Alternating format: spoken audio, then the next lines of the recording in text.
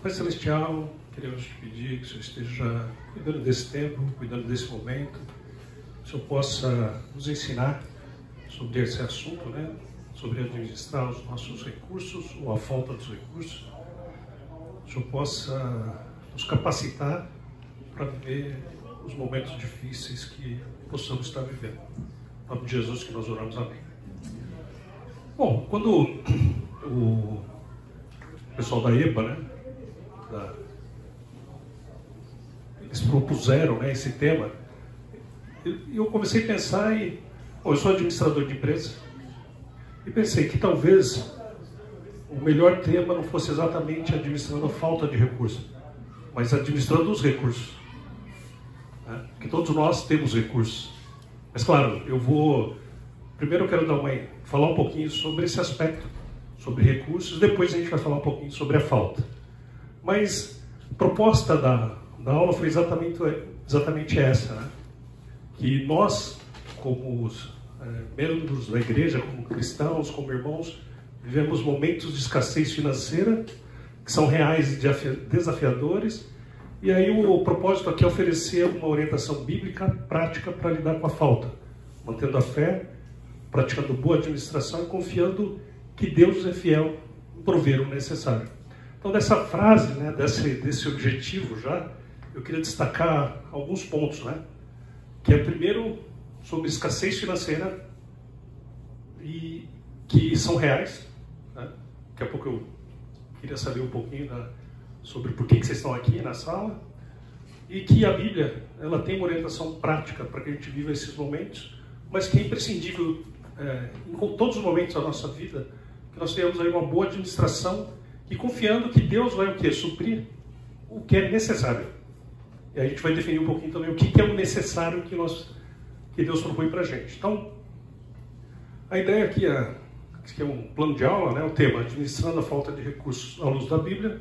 O objetivo é ensinar princípios bíblicos de administração financeira, mostrando como a palavra de Deus nos guia, mesmo em tempo de escassez. E um versículo-chave aí que eu estou pensando é: o meu Deus suprirá todas as necessidades de vocês, de acordo com as suas gloriosas riquezas em Cristo Jesus. Filipenses 4:19. Bom, começando um pouquinho, gostaria que a gente mais conversasse, eu quero entender um pouquinho o contexto de vocês. Por que esse tema chamou sua atenção? Calma, um de cada vez. Esse lance de administrar o que nós temos. Deus nos dá tudo. Então, administrar a gente falar esse pouco, mas dependendo do contexto, para outra pessoa é muito. Se você olhar a pessoa em situação de rua, por exemplo, o que a gente tem que chama de pouco, para eles seria um luxo. Então, administrar isso que Deus nos dá. Às vezes a gente é mau administrador, por isso que falta. Como é que você chama? Éder. Legal. Mais alguém? Eu acho que tem as duas coisas. O que você disse no começo da aula, de administrar os recursos, e isso chama a atenção porque é necessário uma sabedoria para fazer isso, e também por causa da consciência de que realmente vai haver momentos em que os recursos vão diminuir. E aí, você administrando bem os recursos, a falta de recurso pode ser bem administrada também, né? Mas a base que eu entendo é isso, que seja a necessidade. Então, sabe, por que eu vim aqui? Por duas razões. Primeiro, para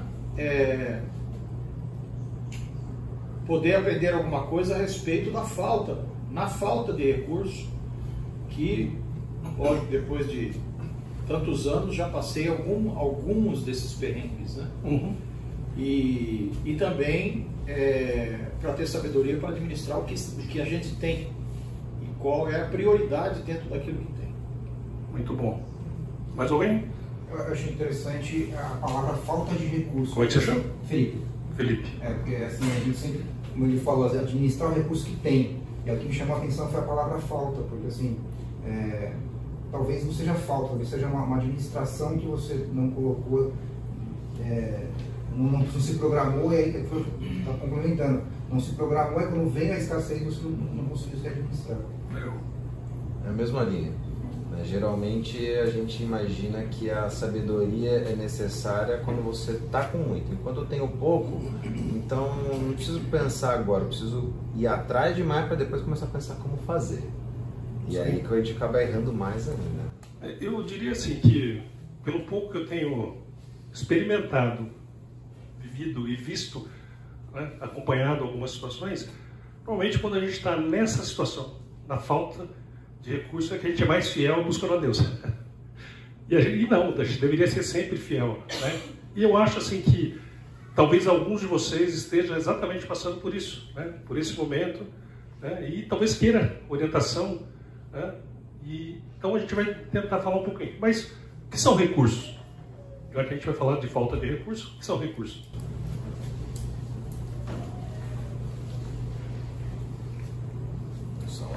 Salário.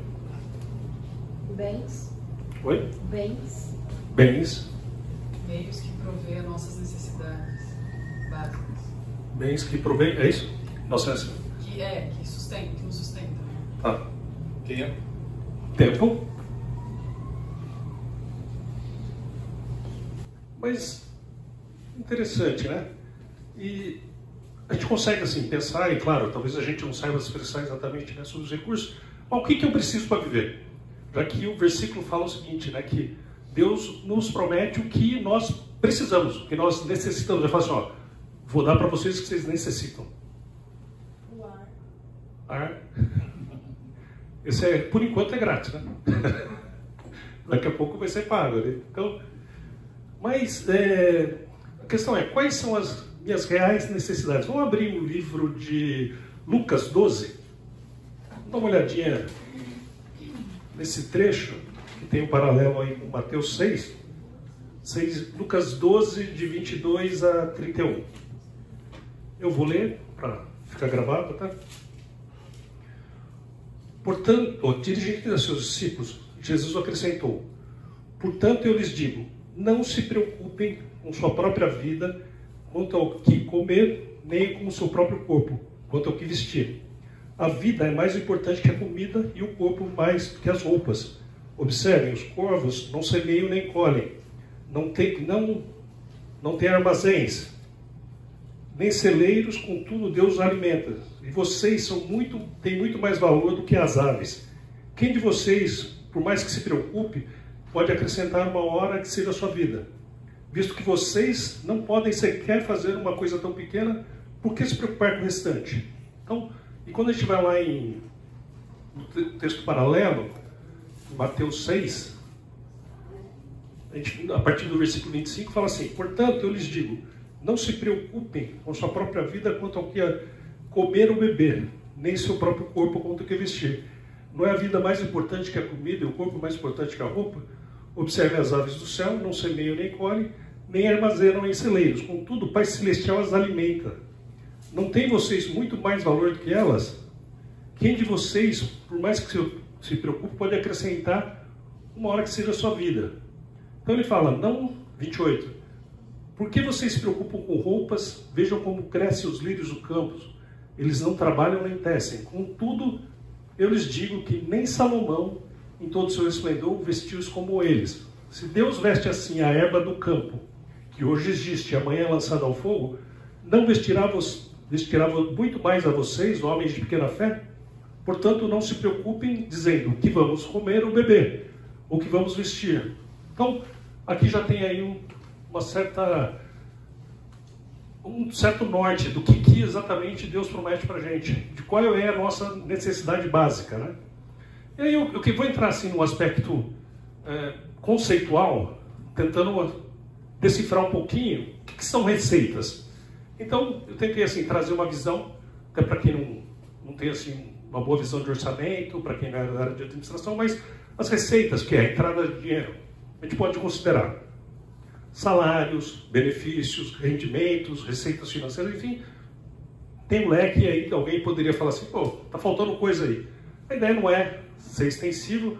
Por exemplo, talvez alguém aqui viva de mesada. O pai dá uma mesada, então, pô, isso também entraria aqui. Do outro lado, a gente tem despesas fixas. Para quem já tem uma moradia, então a gente tem que aluguel, prestação de casa, serviços básicos, né?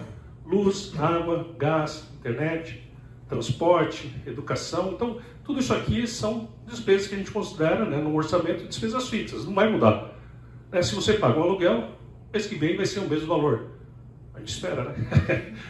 Que não aumente. Então, são aqueles que eu tenho todos os meses, ou todas as quinzenas, todas as semanas. E as variáveis? Alimentação, supermercado, lazer, compras, viagens, férias e aí por diante. O que vocês estão notando aqui? Diferença entre as despesas fixas e as variáveis.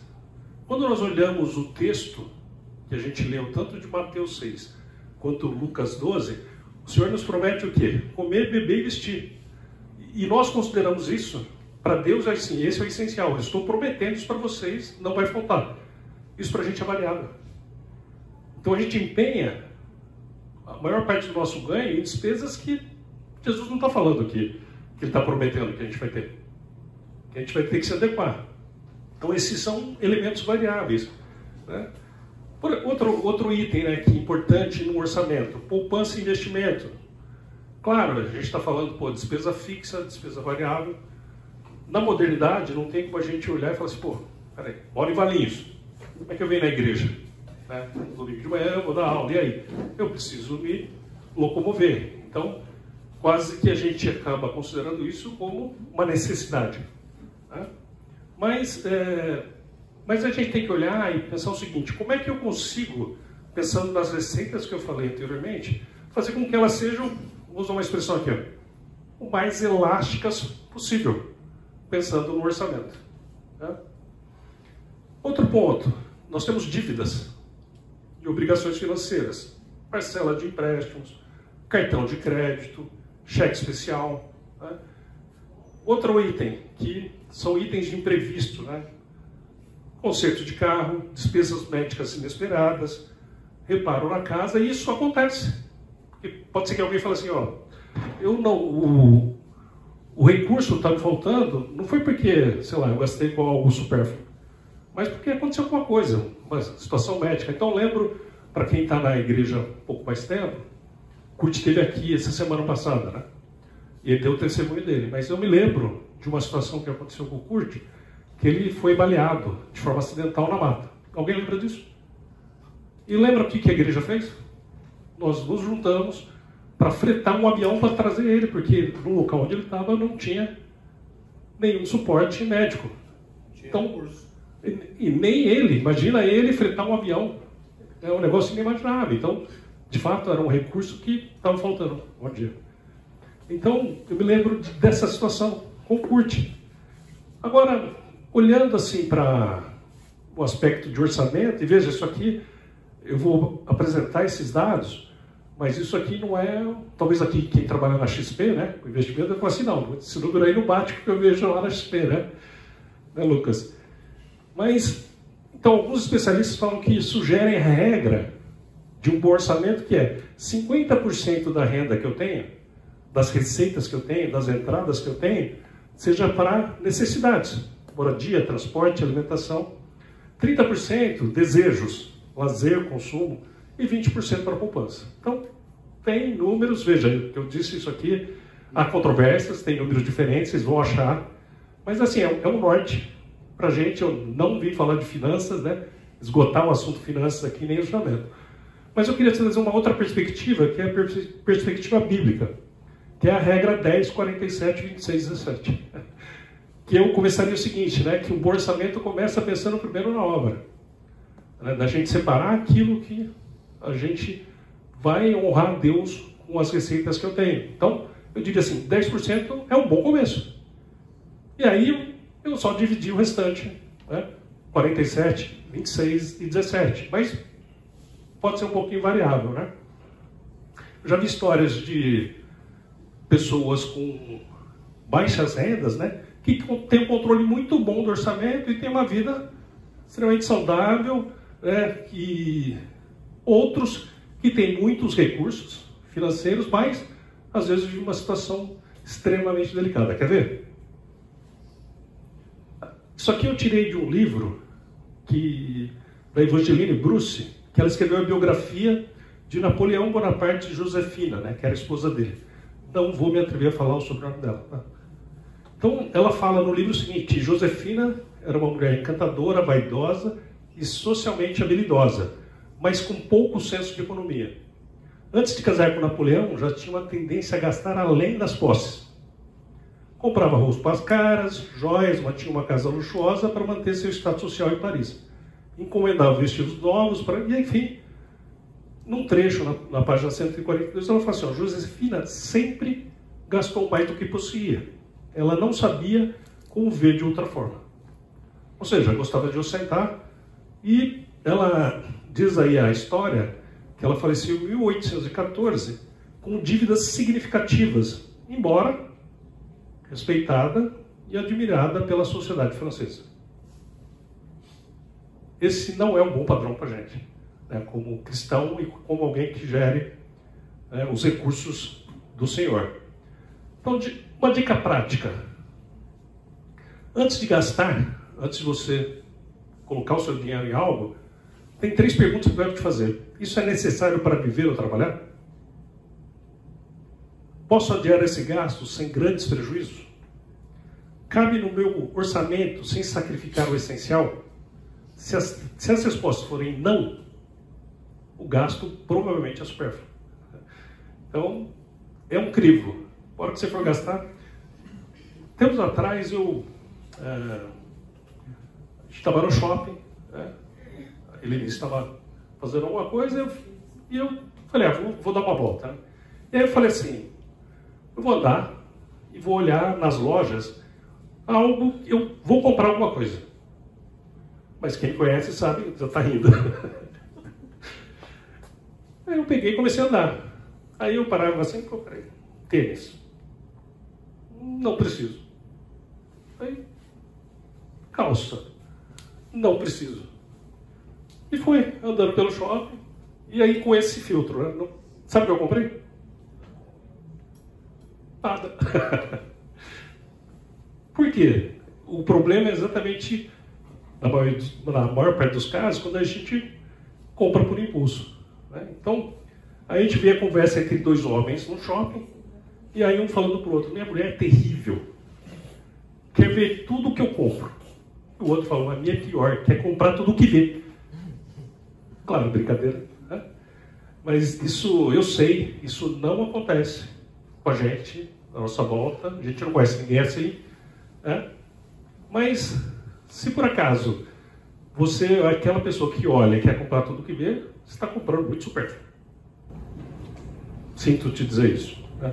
João, uma das coisas que a gente é bombardeado todo momento é com essa palavra você precisa ou é necessário. E se não passar por esse filtro, você acredita na mentira. Né? Então, vamos dar um exemplo, por exemplo, de um carro. Então, para que você quer um carro primeiro? O carro é para trabalhar, para poder viajar, para me locomover, para não passar muito calor durante o dia, nesse tempo que nós temos aqui, etc. Então aí você vai comprar um carro que custa 90, o outro que custa 160, o outro que custa 200, 300 e pouco. Então qual você precisa? E muitas vezes não é o que você necessita, mas é o que você ambiciona, de tanto ser bombardeado com isso que você precisa daquilo. Você precisa tomar muito cuidado com isso, porque esse dinheiro extra, às vezes, significa 3 vezes ou mais o que você gastaria no carro. Eu falei que eu sou administrador, né? Deixa eu falar outra coisa, eu sou especialista em marketing. Especialização em marketing. Então, o que você está falando é exatamente isso, né? Então, o marketing, ele vai te impulsionar exatamente para isso. Né? E aí tem uma outra piada, né? Que a mulher fala assim, pô, meu marido se separou, ele foi ingrato, graças a ele, a ela, né? Graças a mim, ele ficou milionário. Aí outra virou e falou assim, ué, mas ele já não era de se casar? Falou, não, ele era bilionário. Brincadeira. Então, ou seja, aquilo, as ações, as decisões que nós tomamos no dia a dia vão impactar exatamente o nosso pensamento. E aí eu queria, estou brincando, mas o que eu quero dizer para vocês está lá em Salmo 24:1, fala: do Senhor é a terra e tudo que nela existe, o mundo e os que nele vivem. Se Deus é dono de tudo, temos que reconhecer que somos o quê? Instrumentos dele. Perguntei no começo, quais são os recursos? Tudo que foi falado aqui, aquilo que eu mostrei aqui, são de Deus. Então, nós precisamos tomar cuidado se a gente está sendo influenciado por uma propaganda que está me impedindo. Você precisa, como você falou, Roberto, você precisa. Será que eu preciso? Será que não é alguém que está falando assim, ó, você precisa, né? O nosso primeiro princípio é reconhecer que nada é realmente nosso. Somos apenas mordomos dos bens que Deus nos confia. E falando de mordomia bíblica, 1 Coríntios 4:1-2 fala: portanto, que todos nos considerem como servos de Cristo, encarregados dos mistérios de Deus. O que se requer desses encarregados é que sejam fiéis. Essa palavra encarregados, no original, no grego, é oikonomos. A palavra oikonomos vem de oikonomia, que em português é economia. Então, quando Paulo fala assim, ó, vocês são encarregados, ele está dizendo o seguinte: vocês são gerentes, são administradores, vocês estão gerindo algo que não é de vocês. Nós somos mordomos, né, daquilo que Deus está confiando nas nossas mãos. Um outro princípio, né, que eu queria trazer é que a gente precisa ser grato e ter contentamento. Acho que entra um pouquinho nesse exemplo que você deu. Então lá em 1 Tessalonicenses 5:18 fala: deem graças em todas as circunstâncias, pois essa é a vontade de Deus para vocês em Cristo Jesus. Em 1 Timóteo 6:6-8 fala: de fato, a piedade com contentamento é grande fonte de lucro, pois nada trouxemos para esse mundo e dele nada podemos levar. Por isso, tendo o que comer e com o que nos vestir, estejamos com isso satisfeitos. Perceberam que bateu exatamente isso que Paulo está falando com o que o Senhor Jesus falou lá em Mateus 6? Percebe o que Jesus está prometendo? Paulo está reforçando aqui. Então reconheça, agradeça, confie, mas cuidado naquilo que você está, como você está gerindo, né? Os recursos, né? Então eu conheço uma pessoa que, indo nessa linha do que o Beco comentou, e o camarada tem um carro relativamente novo, financiado, e aí eu estava conversando e falei assim, vou quitar o ano que vem e já estou pensando em um outro modelo, né, financiado. Ou seja, a pergunta é, se a gente usar o filtro das 3 perguntas que eu perguntei no começo, será que ele vai passar por esse filtro das 3 perguntas? Né? Cuidado, né? Evite o consumismo, né? Aquilo que a gente está sendo impelido, né? E aí tem uma historinha, né, que fala assim, né, um fazendeiro acorda no hospital, estava lá muito ruim, né, em coma, e aí quando ele acorda ele vê a mulher. E aí a mulher está ali para confortar, né, e aí ele vira e fala: nossa, que bom que você está aqui, né, mas eu me lembrei que quando a gente casou, teve uma chuva de granizo, estragou toda a nossa colheita. E você estava lá. 2 anos depois, cai um relâmpago no galpão, destruiu nossa colheita. E você estava lá.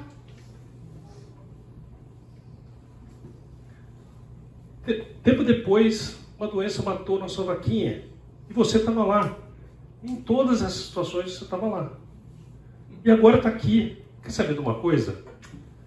Comecei a achar que você é pé frio. Brincadeira, né? Ou seja, isso não é uma atitude que nós temos que ter de contentamento, de agradecimento, né? A gente tem que olhar e falar assim, olha, o Senhor tem me abençoado com tudo isso, né?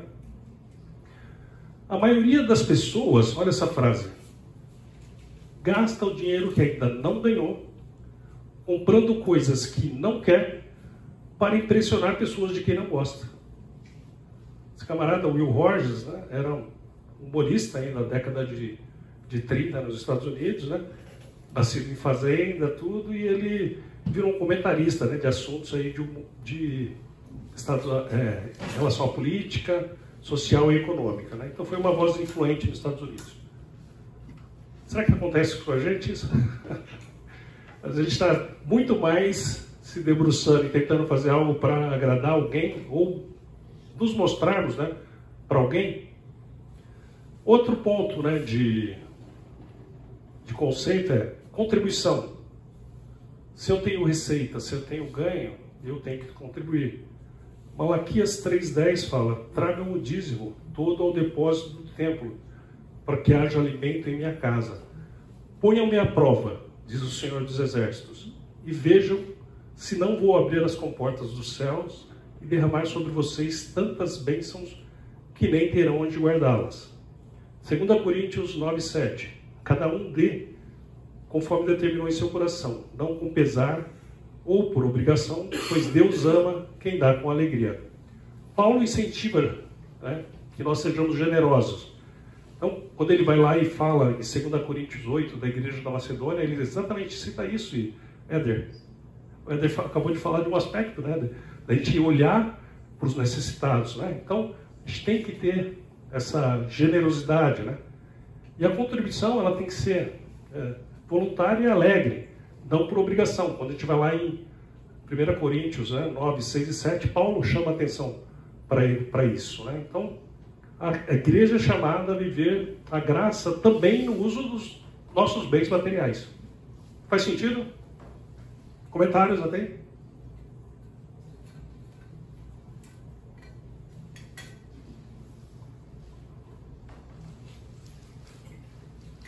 Por enquanto, eu estou indo na expectativa de vocês assistindo a aula. Um ponto que o Meco falou, no comentário logo no começo, ele falou sobre ciclos, né? E eu vou chamar a atenção que nós temos que ter fidelidade em todos os momentos da nossa vida, em todos os ciclos. Então, Filipenses 4, 11 a 13 fala: não estou dizendo isso porque esteja necessitado, pois aprendi a adaptar-me a toda e qualquer circunstância. Sei o que é passar necessidade e sei o que é passar fartura. Aprendi o segredo de viver contente em toda e qualquer situação.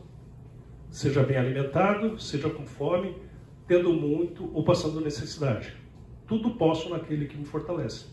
Nós gostamos de usar o último trecho da última linha desse bloco, né, desses versículos. Mas a gente esquece que quando Paulo fala isso, ele está falando exatamente que ele soube se adaptar exatamente nesses ciclos que o Meco comentou, né?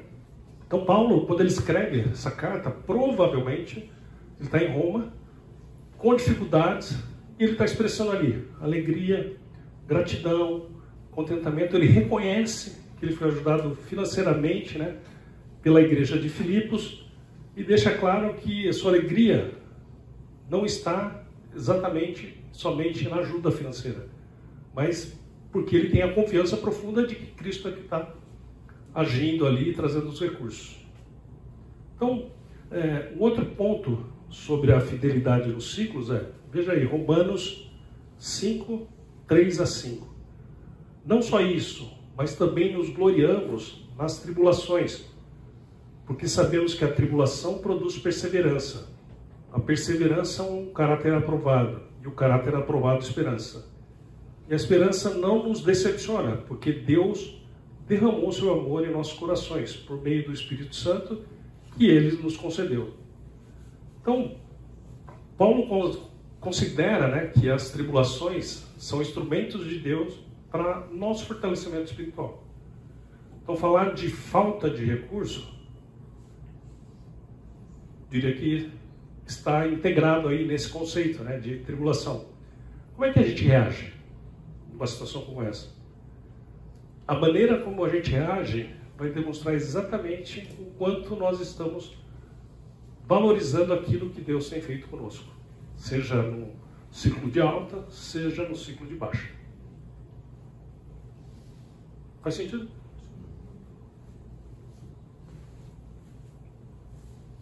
Vou entrar um pouquinho, eu queria trazer um exemplo. Quem lembra da história de José no Egito? aconteceu com José? Quer uma cola? Está lá em Gênesis 41. Foi vendido pelos irmãos, né? Foi vendido pelos irmãos, e aí? O que mais? E aí chegou como escravo. Chegou como escravo, Foi desempenhando um bom foi trabalho, preso. Depois foi preso. Justamente, né? Ele foi preso justamente, não foi? Justamente por uma injustiça. Boa. Foi preso, e aí? E aí, ali na prisão também foi se destacando e conseguiu chegar até o palácio por conta de orientação. Revelou os sonhos, né? Do copeiro, lembra? Lá na prisão, e aí foi esquecido. Ficou lá um tempo, né? Quando a gente vai lá no capítulo 41 de Gênesis, o que acontece naquele contexto? O faraó tem dois sonhos que são perturbadores. Primeiro, ele sonha com 7 vacas gordas e 7 vacas magras. 7 espigas boas e 7 espigas mirradas. E nenhum sábio interpretou. A gente vai acompanhar o trecho lá. E dentro desse contexto que a gente falou, o que acontece? O copeiro, que tinha sido restituído para serviço do faraó, ele lembra de José. Ele vira para o faraó e fala assim, lembro de um israelita, um hebreu que está na cadeia, que ele revelou o sonho, meu sonho, e aconteceu. Lembra disso?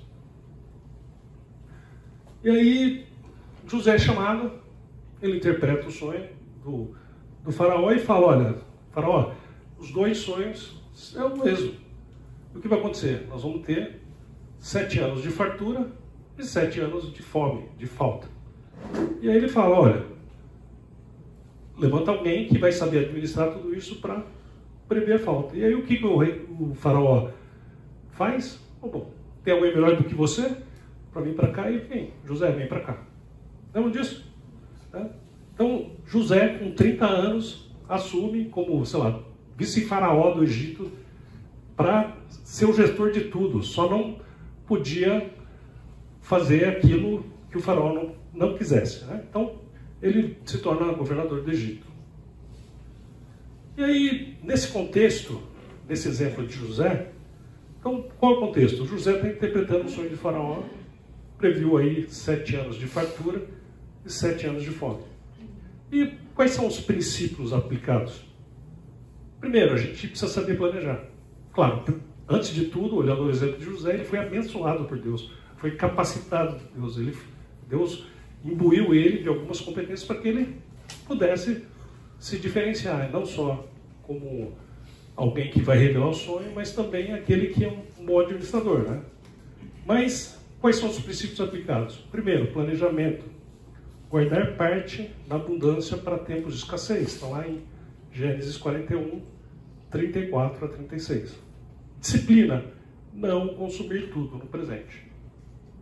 Visão de longo prazo. Pensar além da necessidade imediata.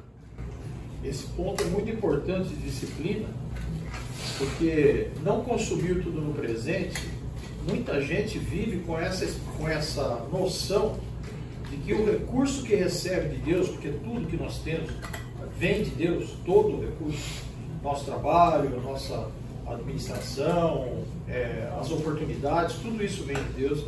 Então, existem muitas pessoas que vivem com essa noção de que assim, não, vamos viver um dia de cada vez. Deus deu hoje, nós gastamos hoje. E amanhã não tem. Por quê? Porque vive só o presente sem o princípio de que você deve ser prudente. Você deve entender que amanhã vai ser um outro dia, e se você consome tudo hoje, para amanhã você não vai ter. Sim. E os impulsos de consumismo estão baseados nisso aí. Vamos resolver hoje porque, nossa, oportunidade, ganhei essa grana, vou comprar esse carro, vou viajar, vou fazer isso, etc. e tal. E queima todo o dinheiro que está ali, o recurso. Então é muito importante não consumir tudo isso no presente. Pensar no futuro. Quando o dinheiro cai na mão, assim, o que eu vou fazer com isso e o que Deus quer que eu faça com isso. Acho que é interessante esse comentário que você está fazendo.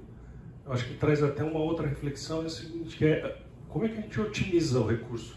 Eu vou falar aqui, por exemplo, de algumas ações práticas que eu tenho, né, em como otimizar ou como diminuir o gasto, por exemplo, de algumas situações. Eu vou, talvez, não seja tão dentro assim dos nossos padrões, né? Mas são alguns exemplos, né, que eu vou dar um pouquinho mais para frente, né? Mas isso, só para finalizar, acho que dentro do que você comentou, Meco, e a aplicação prática nós precisamos montar a reserva financeira, organizar o orçamento e evitar desperdício, dentro disso que você está falando, né? Então, mudando um pouquinho o viés, né? Às vezes, nem sempre o gasto, a situação foi causada pela gente, né? A história de José, né? Era burguesinho, o queridinho do papai, os irmãos primeiro tentaram matar, não conseguiram, né? Assim, a história dele mudou dali, sem ação dele ali, né? Ser vendido como escravo, começa a trabalhar, começa a destacar, outra rasteira, né? Então, assim, ele estava fazendo o papel dele direitinho, e mesmo assim, a mulher de Potifar cria uma situação, prejudica, vai para a cadeia, né? Então, assim, a gente vê, nem sempre as situações são causadas ali pela própria pessoa. Pela má gestão. São circunstâncias que acabam acontecendo. A empresa fechou, você estava lá trabalhando bonitinho, o mercado está difícil naquela área. Então, são situações que acabam acontecendo, né? Não porque só pela má gestão, né? Pode ter uma excelente gestão, mas o tempo acaba consumindo também o recurso que tinha guardado, né? Então, você poder ter essa visão. Sei lá, você está andando, estourou um pneu do carro, passou num buraco, estourou o pneu. Cara, não foi por má gestão. Talvez se você não estivesse correndo, estivesse dirigindo com prudência e estourou um pneu. E aí?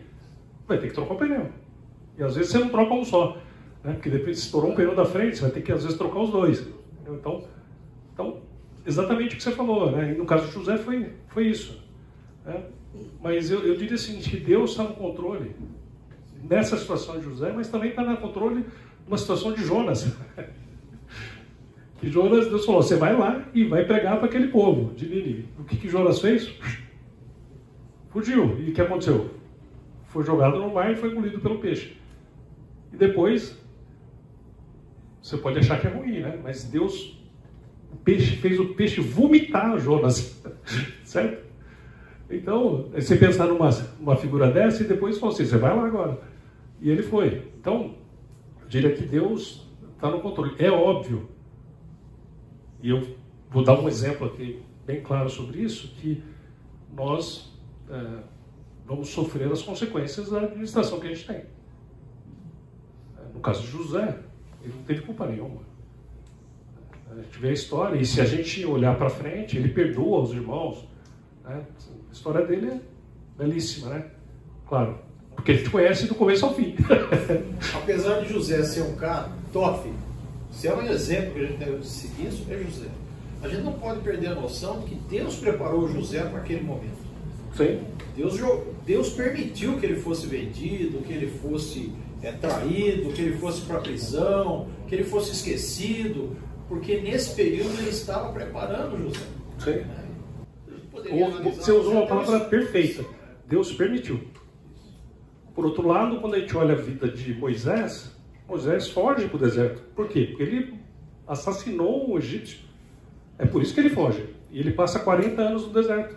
José passou 3 anos na cadeia. Mas é a mesma coisa, né? Sim. É a mesma coisa, porque Deus estava no controle. Moisés, ele passou 40 anos achando que era o cara. Depois ele passou 40 anos achando que ele não era ninguém. E aí depois ele passou mais 40 anos. Depois ele teve certeza que não era ninguém. Deus é tudo. Primeiro ele achou que era, segundo ele achou que não era, e depois ele tinha certeza que não era. Sabia que Deus estava no controle, né? Acho que é um bom exemplo. Por outro lado, a gente vê a vida de Paulo. Quando ele se converte, ele vai para o deserto. Fica 3 anos antes de voltar e... Então a gente vê exemplos que falam assim, ó, Deus muitas vezes vai colocar a gente num deserto e às vezes é o financeiro. Para falar, você vai aprender deste modo. A gente está falando da questão financeira, poderia falar outros exemplos, né, aqui. Mas, só para finalizar, diante de incertezas, busque sabedoria em Deus antes de agir. Guarde, invista, organize seus recursos quando tudo vai bem. para resistir quando os tempos forem difíceis, quando houver falta. Às vezes a fase, como a gente comentou aqui, né, como você comentou, pode parecer injusta, como aconteceu com José, né, ou limitada. Mas a fidelidade hoje, que a gente está passando, quando na fartura, vai o quê? Preparar a gente para o propósito de Deus que Ele tem no futuro. Porque, lembra, esse recurso não é seu, esse recurso não é meu, é de Deus. E é para isso que a gente tem que se preparar. E agora, eu acho que a gente tem que tomar um café.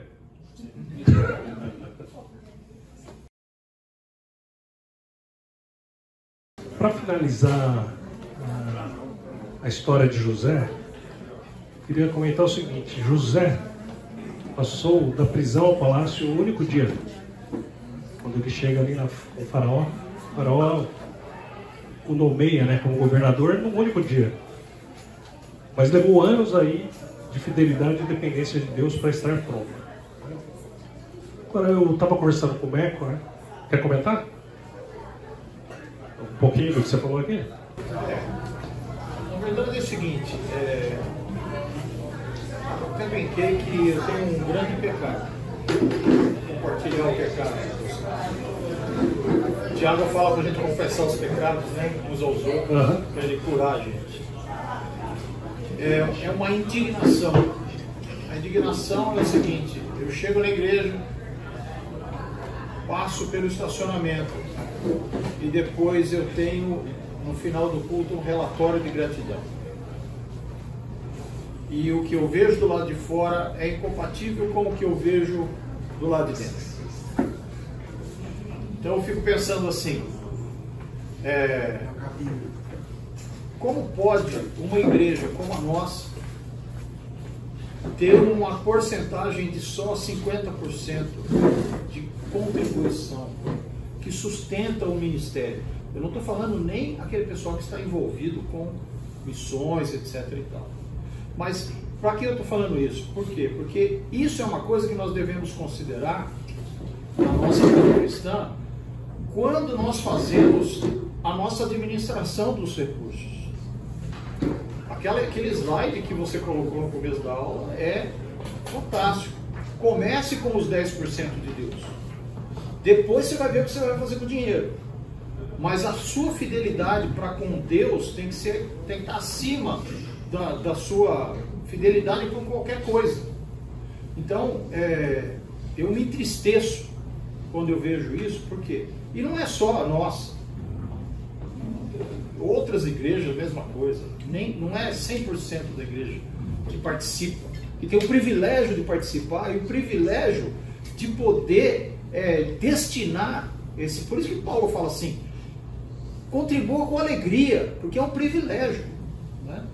Então eu fico muito incomodado com isso, porque muitas vezes é uma perda de visão, é a perda do sentido de que você deve, antes de mais nada, quando for começar a administração do seu recurso, você lembrar que antes de qualquer coisa você deve agradecer a Deus, e a forma de gratidão é entregando o seu dízimo, no mínimo. Depois aí o Lucas chega, né, para você e falou: você pode colaborar aí com missões, tá? Quantos que você pode colaborar por mês? Não, pera aí que eu já vou ver aqui de administração. Vamos dar tanto também. Por quê? Porque é para obra, gente. Se é para obra, nós temos que administrar de maneira consciente diante de Deus. Mas é isso.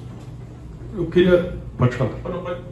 Não, pode falar. É que assim, pegando o que ele falou, partindo do princípio que eu acordo porque Deus quer que eu acorde, se Deus quiser secar, fazer com que eu não trabalhe mais, ficar numa cama, eu fico. Então a gente não tem essa ideia de que é Deus quem dá tudo, como você disse, é o Senhor da terra. Então parece que o meu dinheiro é meu. Parece que o dinheiro quando você ganha é seu. Eu falo: peraí, eu pago casa, a água sobrou quantos? Sobrou 500. Vou dar 250 de dízimo, 250 eu vou manter aqui. A gente tem essa visão distorcida da realidade de fato do que é ser um cristão de verdade. Sim, eu acho que podemos dizer que existe essa realidade também, né? Essa distorção.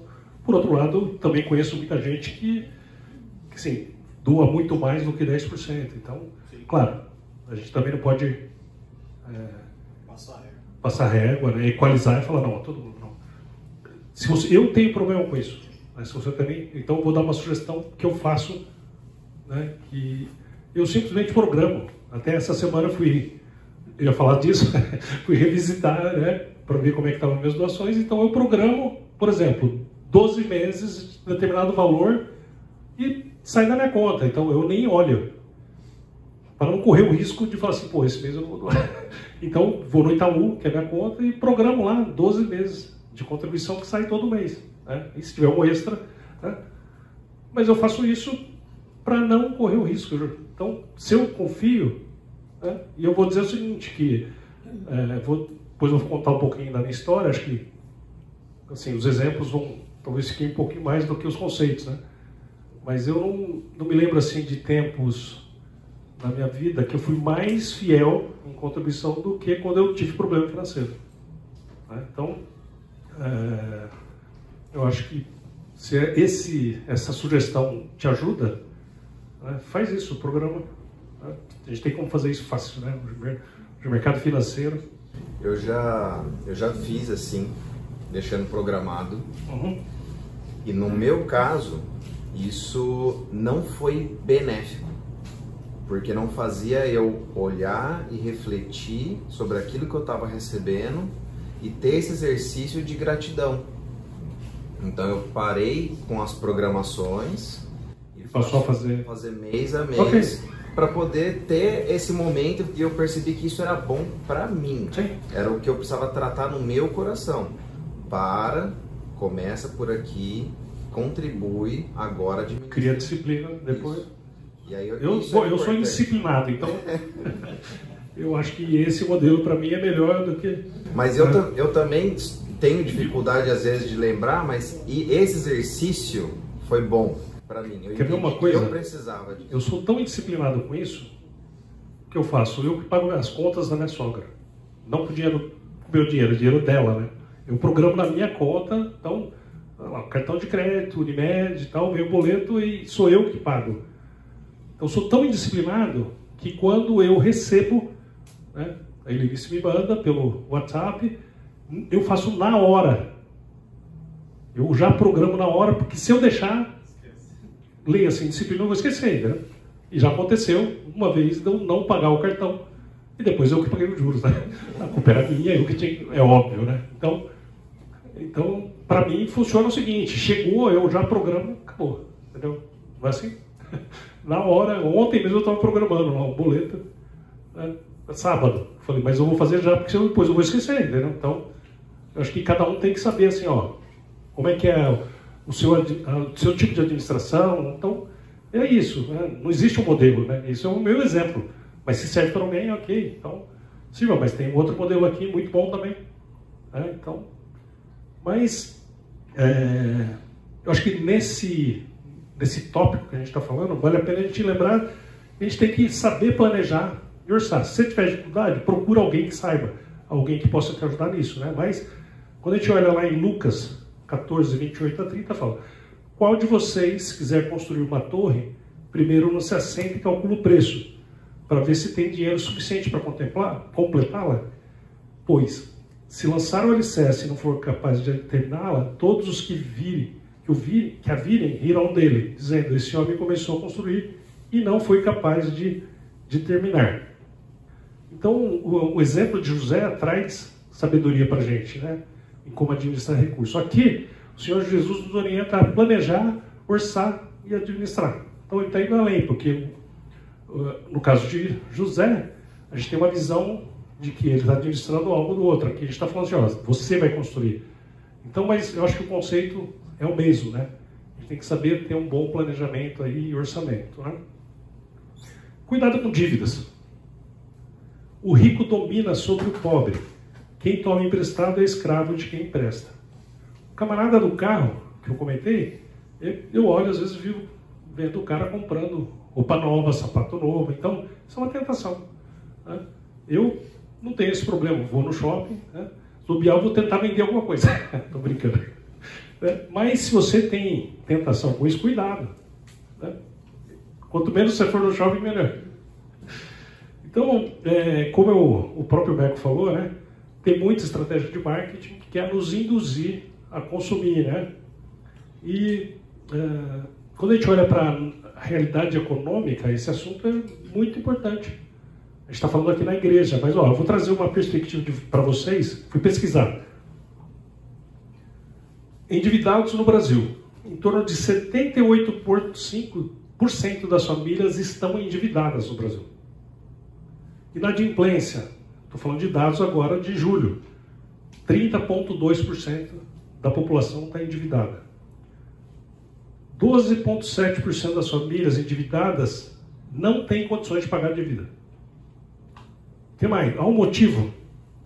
Juros elevados, encarece o crédito, dificulta o pagamento das dívidas, a gente está falando de financiamento aqui, de automóvel. Inflação crescente, ou seja, reduz o nosso poder de compra e aperta o orçamento familiar. Falta de controle financeiro e educação financeira. O brasileiro não tem educação financeira. Tem aqui ó, um especialista no assunto depois aqui, ó, trabalhando na XP, pode ajudar, né, a gente com a educação financeira. Acontecem imprevistos, esses são motivos que diz lá a pesquisa, né? Problema de saúde, despesas emergenciais e queda de renda. E consumo impulsivo. Ou compulsivo. Compulsivo, impulsivo, uso frequente de cartão de crédito como principal meio de endividamento. Olha esse próximo dado. Comprometimento da renda das famílias com dívidas é alto, chegando a cerca de 28% da renda mensal, o que indica que muitas famílias estão no limite para contrair novas dívidas. E por outro lado, a gente vê algumas medidas aí para que as pessoas comprem mais, se endividem mais. Né? Então a gente não pode cair nessa tentação de entrar nesse modelo de consumismo, né? Temos que tomar cuidado. O próprio governo faz isso, né? Por exemplo, o empréstimo consignado para os aposentados. Não bastasse tudo que roubou dos aposentados, né? E que deixou de pagar pela injustiça que é, ainda arruma um meio dos caras se endividarem mais. Então Confesso que eu pensei, mas eu não queria falar. Você é professor, eu posso falar. Confesso que eu pensei nisso, mas não queria falar, né? Mas é a realidade, né? Que a gente vê no Brasil e às vezes a gente olha e fala assim, pô, peraí, também quero trocar de carro, também quero trocar de moto. Né? Preciso? Planejamento e orçamento. As formigas, criaturas de pouca força, contudo armazenam sua comida no verão. A formiga sabe, todo verão vai ter inverno. É cíclico. E nós vamos ter inverno financeiro. Seja individualmente ou até como igreja. Hoje nós estamos no verão. Né? Mas podemos ter inverno, né, financeiro. Deus mostra que a força não é o que garante sucesso, mas a prudência, a ação antecipada, a disciplina e reconhecimento que tudo é do Senhor, como eu já falei anteriormente. Né? Então, é uma figura interessante, né? O escritor de Provérbios falar que usar uma formiga para ensinar a gente. A gente olhar e que Deus propõe através da natureza, da criação dele, né? Então, como eu comentei, bom, o verão representa o que? A abundância, né? Que a gente tem, os recursos disponíveis. A formiga entende que o inverno virá e vai ter tempo de escassez financeira. Eu não estou falando aqui para todo mundo, pô, e agora? Acho que a gente ter prudência, ter equilíbrio, ter planejamento, esse é o objetivo, né? E quando a gente trabalha dessa forma, a gente demonstra, né, gratidão, né? A gente demonstra que de fato é Deus ali que está no controle, cuidando aí da previsão, do trabalho, disciplina, né? Uma lição é que o sábio, ele não vive somente o presente, mas age com visão de futuro. E se a gente pensar na nossa vida, né, cristã como um todo, o nosso anseio está na Jerusalém celestial, né? A gente olha para o futuro sabendo que a gente não vai ter dor lá, não vai ter dívida, não vai ter problema financeiro. E para isso a gente tem que viver hoje, né, no dia a dia, né, e ampliando um pouquinho o foco, falando de Jesus, pregando o Evangelho, vai muito além do que a gente está falando hoje. Né? Aí tem uma frase, não sei quem conhece o Warren Buffett, que é investidor, filântropo americano, né? Foi aí o principal acionista aí de grandes corporações, né? E foi listado já na Forbes, né, como um dos mais ricos. Ele fala assim, ó, para ter boas finanças, tenha bons administradores. Interessante essa frase, né? Se a gente não souber ser um bom administrador, a gente não vai ter boas finanças. É isso que ele está dizendo, né? Por outro lado, eu vou trazer uma frase para vocês. Para ter boas finanças bíblicas, aprenda com José e com as formigas. Vai muito além do que esse guru de negócios, que é bilionário, ok, mas a gente não precisa ser um expert em finanças para poder ter uma boa gestão. Bom, e aqui? Até aqui.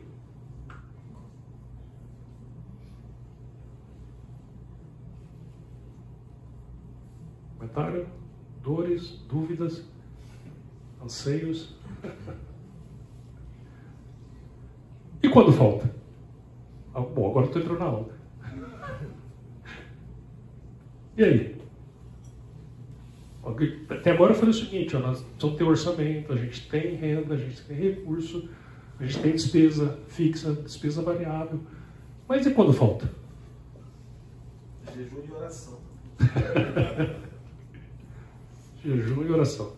Também. Segura na mão de Deus e vai. Segura. Eu diria também assim. Quem aqui já passou uma dificuldade financeira aí? E quando chegou a pandemia? Chega a pandemia aí, pô, fechou minha loja. Entendeu? Eu tenho 10 funcionários. Né? Não tenho capital de giro.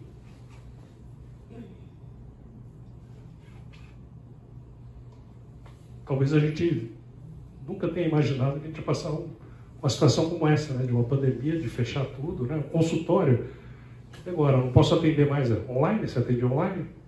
Não, fiquei um mês parado e voltei a atender. Então, logo que eu vi a palhaçada, eu voltei a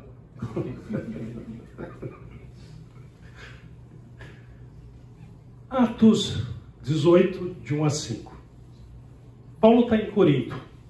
Encontrou um judeu chamado Áquila, natural do Ponto, que havia chegado recentemente da Itália com Priscila, sua mulher, pois Cláudio havia ordenado que todos os judeus saíssem de Roma. Paulo foi vê-los, e uma vez que tinham a mesma profissão, ficou morando e trabalhando com eles, pois eram fabricantes de tendas. Todos os sábados ele debatia na sinagoga e convencia judeus e gregos. Depois que Silas e Timóteo chegaram da Macedônia, Paulo se dedicou exclusivamente à pregação, testemunhando aos judeus que Jesus era o Cristo. O que aconteceu aí? Quem lembra?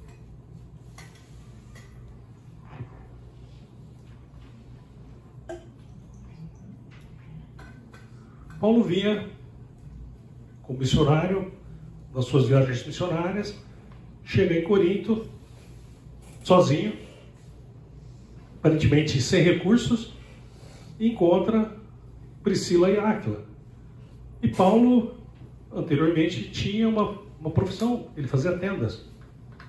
E aí ele encontra, o que ele vai fazer? Precisava se manter, e aí? Não, eu sou pregador, eu sou missionário, eu não quero saber, eu vou ficar a semana pregando, não é isso? Minha vida agora eu vou pregar, e aí? Pô, ele estava num ciclo de baixa. Ele teve ciclo de alta, né? As igrejas ajudaram. A gente já viu aqui Filipos, ele agradece a Filipos, né? Aos filipenses, né? Sobre como eles ajudaram. Ele agradeceu a igreja da Macedônia. Mas chegou aqui, falta de recurso.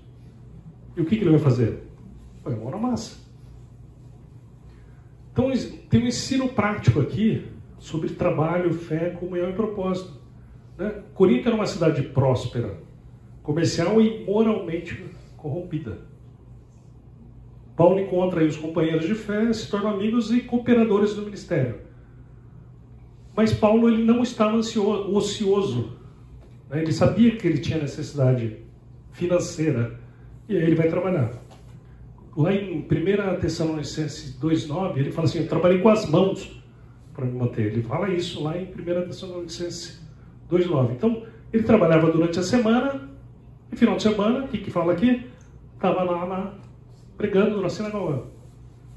Ele sabia, o foco dele era a pregação, mas ele precisou desviar um pouquinho para poder se manter. E aí, esse exemplo é interessante, né, de Paulo fazendo tendas. Pô, está faltando recurso. Então, contexto, Paulo trabalhava como fabricante de tendas para se sustentar, porque ele não queria ser pesado para ninguém, não queria aproveitar de ninguém, né? E aí os princípios, dignidade, o trabalho não diminui o ministério. Se eu tiver que fazer outra coisa na minha vida fora da minha profissão, não vai te diminuir. Faça, procure outra coisa para fazer, né? Pelo contrário, sustenta o ministério. Estava sustentando o ministério ali. Outra coisa, não depender excessivamente dos outros. 2 Tessalonicenses 3,10. Quem não quiser trabalhar, não coma. Ele fala isso. Se você estiver passando necessidade e ficar assim, ai, coitado de mim, legal, vamos lá. Então, arruma alguma coisa para fazer. Senão vai fazer dieta. Pô, eu preciso, né? Quer dizer... Paulo tinha o ofício da pregação, mas ele estava multiplicando talentos. Aplicação prática. Buscar múltiplas fontes de renda quando possível. Não ter vergonha de trabalhos simples ou temporários. O que você pode fazer para conseguir recurso? Eu pus uma lista aqui. Ó. O que vocês acham? Você faria isso? Pintar escritório. Trabalhar numa banca de jornal. Vender camiseta. Alguém sabe o que é o BlaBlaCar? Quem não sabe? A maioria, né? BlaBlaCar é um aplicativo de carona. Ele não é exatamente para você ter uma renda, mas o que eu uso muito. BlaBlaCar, você pode oferecer carona, ou você pode pegar carona para determinados lugares, para você dividir o custo daquela viagem. Uber. Motorista particular. Venda de confeitos. E aí, o que vocês acham disso? Já fiz tudo isso. Eu estou trazendo uma lista aqui e eu vou dar um exemplo do BlaBlaCar e do Uber.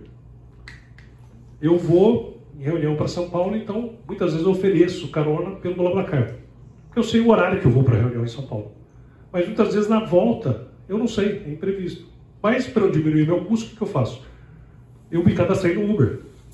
E quando eu passo o Jundiaí, não tenho coragem de fazer para lá, né, para São Paulo, aquelas coisas, eu ligo, não sei se vocês sabem, mas o Uber, você pode apontar para onde você vai. Eu aponto para Valinhos e algumas vezes eu pego pessoas entre Louveira, Vinhedo, paga meu pedágio, paga meu combustível. Alguém tem problema com isso? Eu não tenho nenhum. Aliás, quem sabe um dia eu vou pegar um de você. Sabe que eu peguei utilizei o serviço do Uber e o rapaz estava com um carro relativamente novo, e aí eu perguntei se estava tudo bem, como é que estava indo, tal. Ele falou assim, olha, se o carro fosse meu, eu ganhava mais. Aí eu falei, por quê? Ele falou, porque é alugado. Eu gasto R$600 por semana para alugar o carro. Mas se o carro for meu, aí vale a pena, né? Então ele está andando apertado, mas ele já está se programando para poder ter um carro e continuar o trabalho dele. Deixa eu falar da banca de jornal. Aliás, talvez a maioria aqui não saiba o que é isso, mas eu sempre tentei ter um plano B na minha vida. Então, no passado eu tinha aluguel, eu tinha alguns telefones fixos alugados. Sei que tem gente que fala assim, o que é isso? Mas como a gente não tinha muitas oportunidades de linha fixa, eu cheguei a comprar alguns telefones e alugava. Mas a banca de jornal. Eu trabalhei em indústria farmacêutica há 30 anos, fui representante, e eu meu cunhado tinha uma banca de jornal colado no liceu ali. Não existe mais essa banca, tudo. E ele resolveu ir embora para Portugal, e aí falei, pô, vou arrendar sua banca. Então, quem arrendou a banca? Eu, minha esposa, e minha sogra ajudava a tocar a banca de jornal. E aí, você trabalha muito. Vou confessar isso, porque eu era representante, assim, não ficava o dia inteiro na banca, mas em alguns momentos eu trabalhava na banca de jornal. No sábado, por exemplo. Domingo a gente ia juntos, mas eu vou dizer uma coisa para vocês. Veja, fui representante da Johnson nessa época, né? Da Janssen, mais especificamente, que vocês devem conhecer por causa da vacina. E teve mês que a retirada na banca de jornal foi o dobro do meu salário. Na banca de jornal. Então, e era um plano B, na verdade quase que era um plano A, né? Do que passei a ganhar mais. Mas eu estou dando aqui alguns exemplos que eu já vendi camiseta. Em épocas passadas, até antes de casar, eu já pintei escritório e eu não tenho nenhum problema com isso. Na minha casa eu corto grama, entendeu? Não tem grama na minha casa, então cada um tem que olhar e falar assim, ó, peraí, será que eu tenho a capacidade de contratar um jardineiro para mim na minha casa cortar grama? Essa é uma pergunta. A outra é, eu posso cortar? Eu posso, então eu corto. Percebe? Isso não... Aliás, eu gosto muito. Porque quando eu estou cortando grama, eu viajo, sabe quando você desliga da vida, né? Então, com música, tudo. Então, mas são exemplos, né? Então, Paulo fez isso, e aí a gente tem que olhar e falar assim, o que eu posso fazer para não continuar com essa falta de recursos? Nós temos como buscar outros recursos. Mas fala assim, pô, peraí, minha situação é uma situação, vou chegar nisso também, né? Mas eu estou dizendo que, assim, na maioria dos casos a gente tem como buscar uma outra fonte de renda. Então, no exemplo de Paulo, né, quando a gente olha lá em Filipenses 4,12, ele fala, sei estar abatido e sei também ter abundância.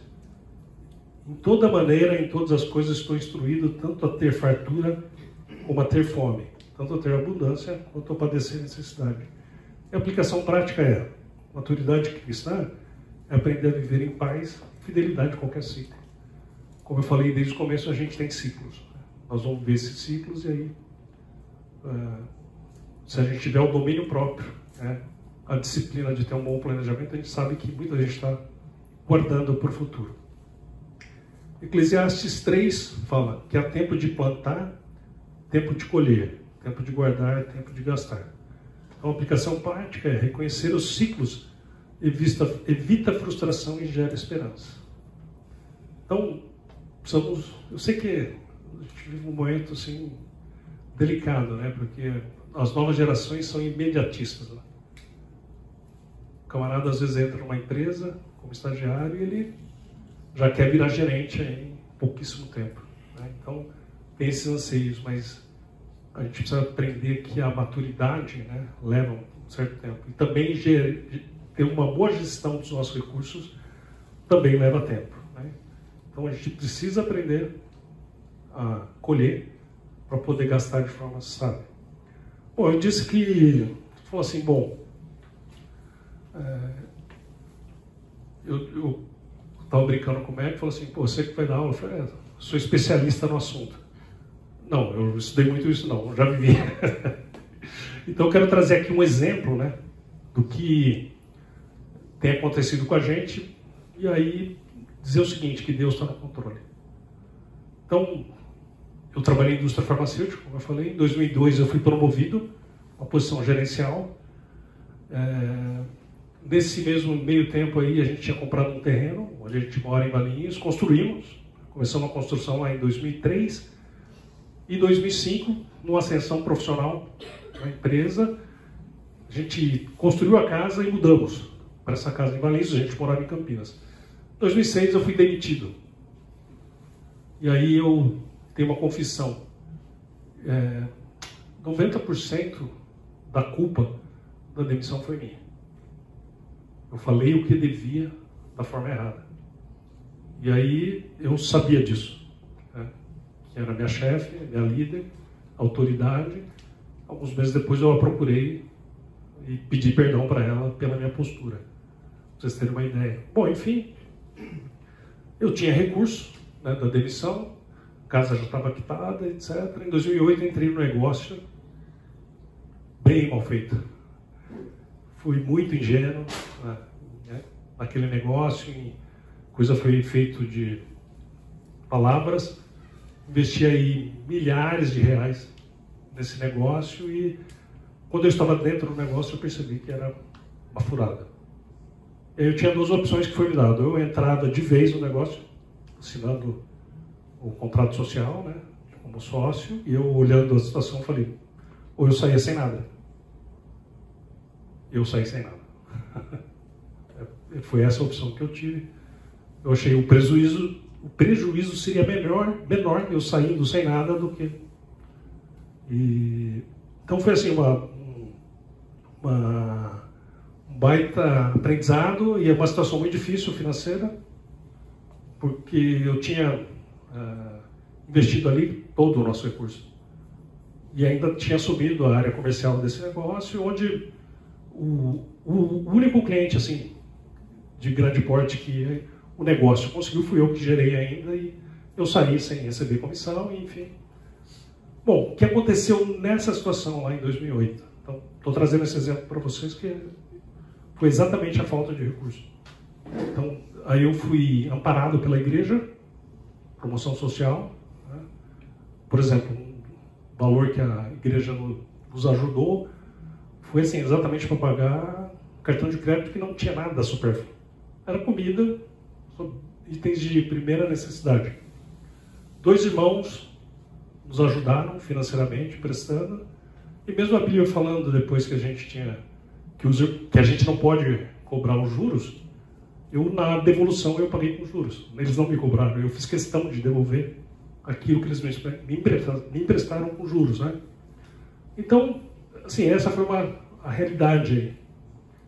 Em 2010, voltei para o mercado, né? Bom, montei uma consultoria, comecei a fazer consultoria, mas assim, o buraco financeiro que a gente entrou foi assim, muito grande. Em 2010 eu voltei para uma posição na área, eu trabalhava com treinamento de vendas, né, na indústria farmacêutica, voltei para um laboratório, e aí em 2016 foi exatamente o oposto. De repente eu recebi, não sei se vocês lembram, os atrasados de fundo de garantia que o governo devolveu. Eu, além da empresa, eu estava trabalhando numa empresa grande, né, como área de treinamento, surgiram consultorias para fazer. Ou seja, uma série de recursos que eu comecei a receber, eu falei, nossa, então... E aí eu me lembro o seguinte, né, um dia eu estava conversando com o Fernando, que acompanhou bem desde a situação lá de 2006 até 2016, e ele virou para mim e falou assim, ó, guarda esse dinheiro. Quem sabe seu filho não vai entrar numa faculdade fora, né, de Campinas, e você vai precisar desse dinheiro. Em 2017, meu filho entrou numa faculdade em São Carlos.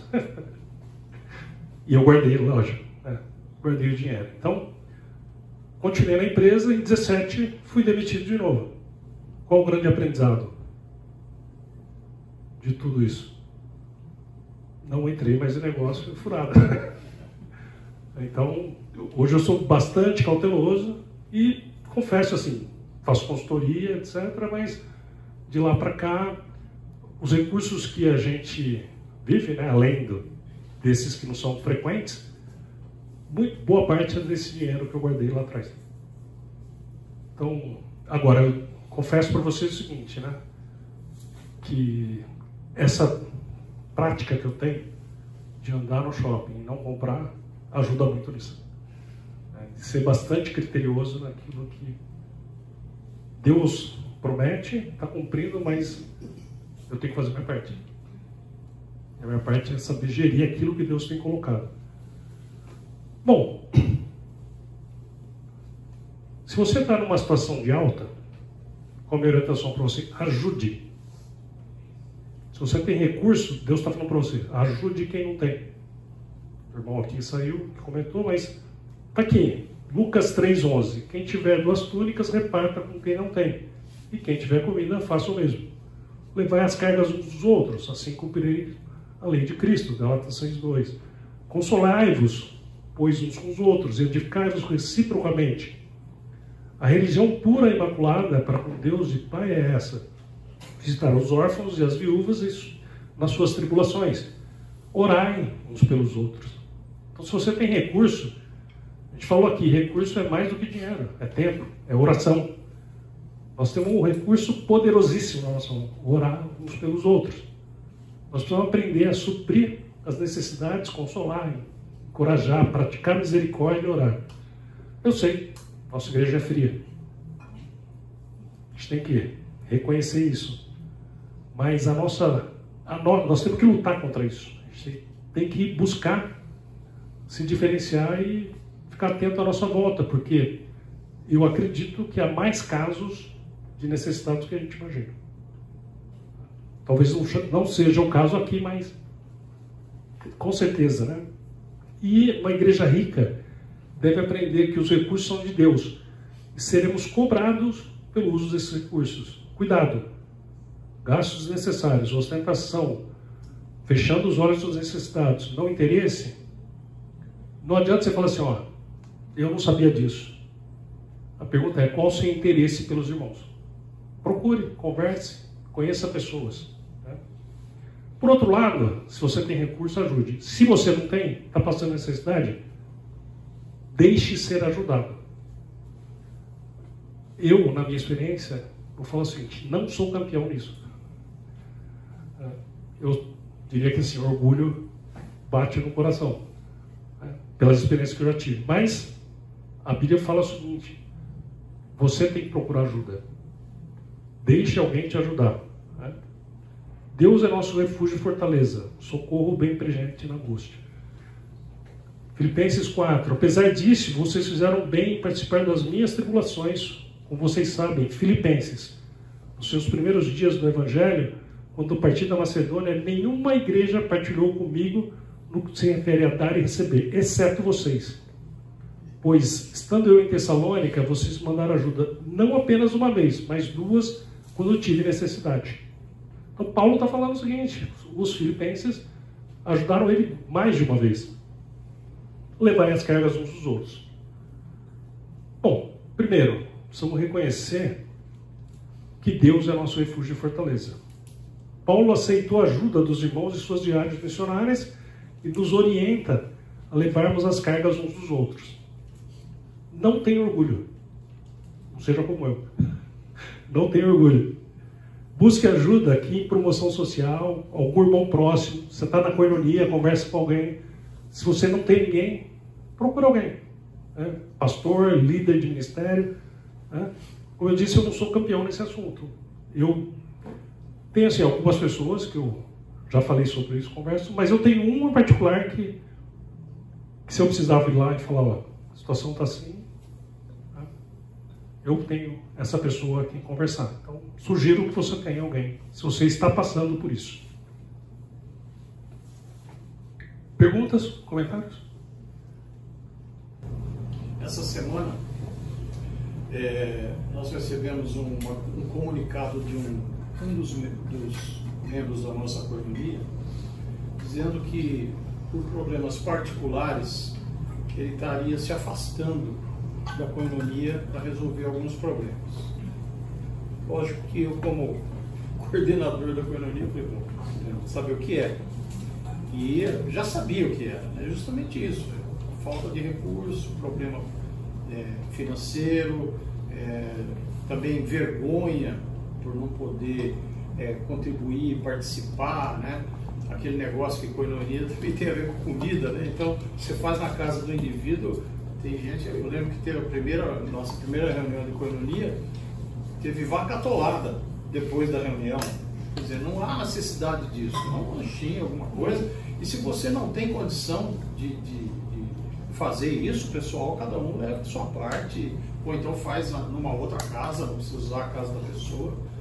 Então, e eu tive a oportunidade de sentar, conversar com esse membro da coinonia e convencer ele que é justamente agora, nessa hora, que ele precisa estar com a gente, que a gente possa ajudá-lo, né? A gente possa também suprir as necessidades, etc. E tal, né? E é isso mesmo, o problema é o orgulho de não querer, a vergonha de não poder participar da maneira que os outros participam. Eu tenho mais 3 slides, rapidinho, eu vou passar bem rápido, mas eu queria só fazer um comentário aqui. Esse assunto, isso que eu projetei, minha linha da vida aí, não é fácil vir aqui falar. E não é fácil, e assim, mas eu olhando hoje, assim, tenho muita tranquilidade para falar sobre isso, porque apesar da culpa da má administração ter sido minha, da decisão errada ter sido minha, Deus tem suprido, e eu acho que é o seguinte, né? Até encontrei uma pessoa fora, que falou o seguinte: olha, você é exemplo financeiro para a gente, né? De como a gente gere nossas finanças, né? E aí eu pensei e falei, bom, realmente acho que eu deveria falar aí, porque eu tenho que falar hoje. Então, me conscientizei disso, né? Mas, finalizando, bem rapidinho, orientações práticas, aplicação pessoal. Tenha controle financeiro, anote entradas, saídas, né? Evite dívidas desnecessárias. Disciplina o consumo, evite desperdício. Seja generoso, mesmo na escassez. Deus vai abençoar.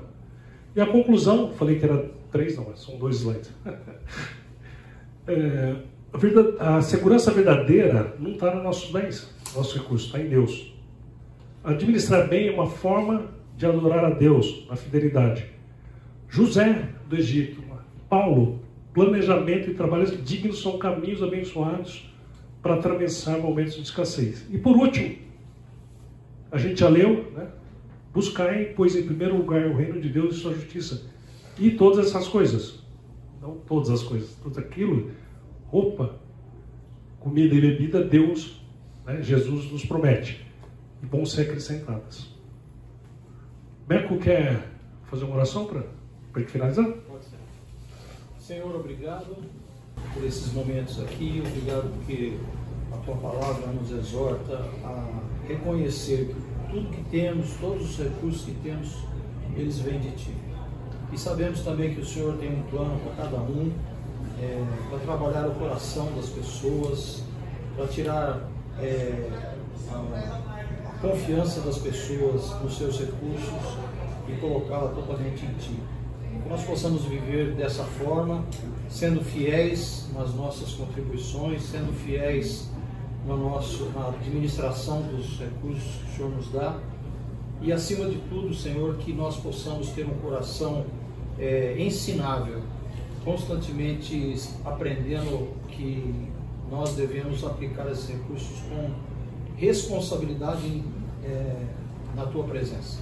Obrigado por tudo que o Senhor tem feito, obrigado pela vida do João, e abençoa também a vida de cada um aqui, e muito obrigado por esse privilégio, Senhor, que o Senhor nos dá de podermos ter o crivo da Tua Palavra para falar sobre esse assunto tão importante, em nome de Jesus.